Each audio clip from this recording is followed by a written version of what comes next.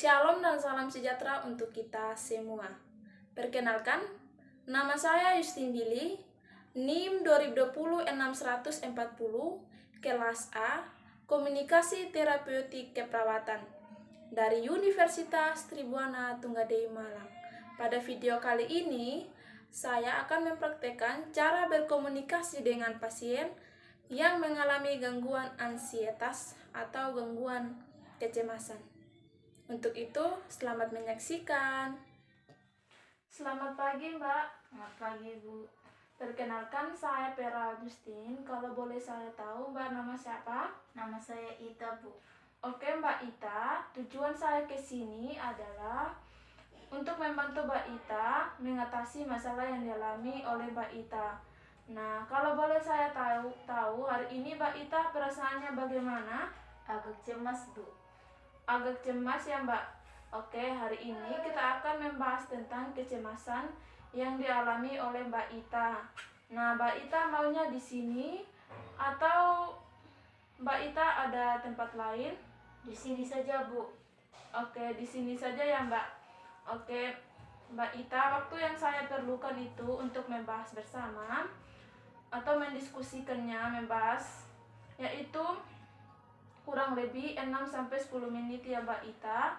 Jadi tujuannya adalah membahas masalah tentang kecemasan tadi ya, Mbak Ita. Apakah Mbak Ita bersedia? Bersedia, Bu. Oke, Mbak Ita. Mbak Ita, kalau boleh saya tahu, rasa cemas yang dialami Mbak Ita itu karena apa ya? Karena sementara ikut ujian, Bu.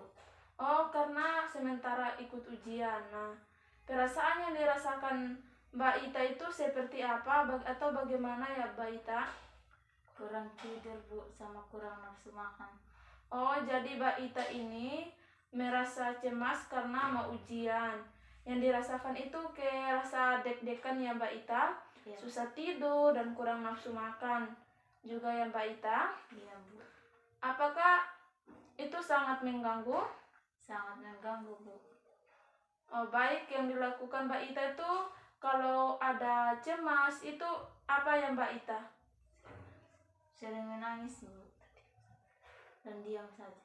Oh, jadi yang Mbak Ita itu rasakan ini adalah Mbak Ita masuk pada masalah ansietas. Nah, pada masalah ansietas ini adalah masalah kecemasan. Nah, ini harus jadi diatasi ya, Mbak. Nah, untuk cara mengatasinya ada 4 cara. Yang pertama itu distraksi atau peralihan. Yang kedua, relaksasi nafas dalam. Yang ketiga, relaksasi otot pembersih.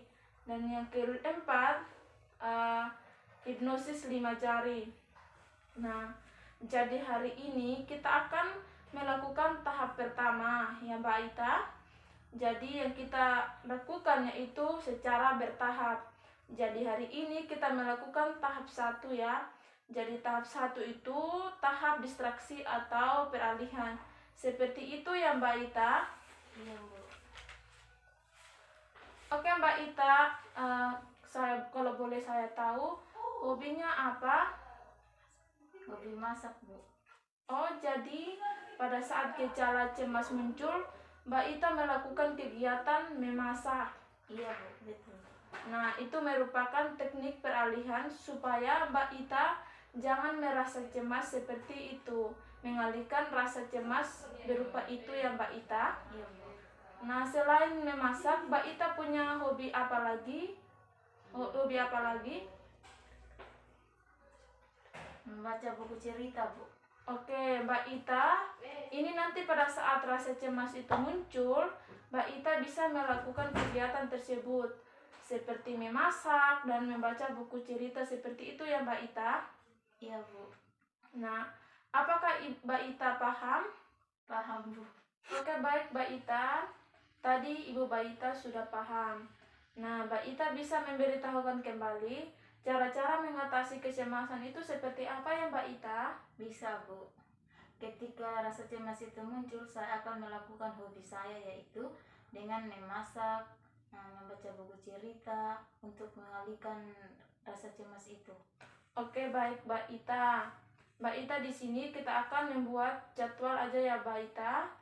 jadwal setiap hari supaya hobi-hobi Mbak Ita itu juga keadaan Mbak Ita itu bisa lebih terarah lagi. Supaya peralihan rasa cemas Mbak Ita juga terarah ya Mbak Ita. Iya, Bu. Oke, di sini saya tulis saja Mbak Ita. Mbak Ita biasanya memasak itu jam berapa ya Mbak Ita? Jam 8 pagi, Bu. Oke, jam 8 pagi. Dan untuk membaca buku cerita itu biasanya sebelum tidur ya Mbak Ita? Iya, Bu. Berarti jam tidurnya Ita itu jam berapa? Jam 12 siang, Bu. Baik ya, baik Mbak Ita. Nah, ini ya Mbak Ita. Ini ya Mbak Ita. Iya, Bu. Makasih. Nanti Mbak Ita lakukan mulai hari ini, besok dan seterusnya ya Mbak Ita.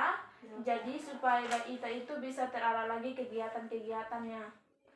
Nah Mbak Ita, nanti 2 hari ke depan saya akan kembali ke sini untuk melakukan tahap kedua, yaitu tahap relaksasi nafas dalam. Nah tadi tahap 1 ya Mbak Ita. Ya, Bu.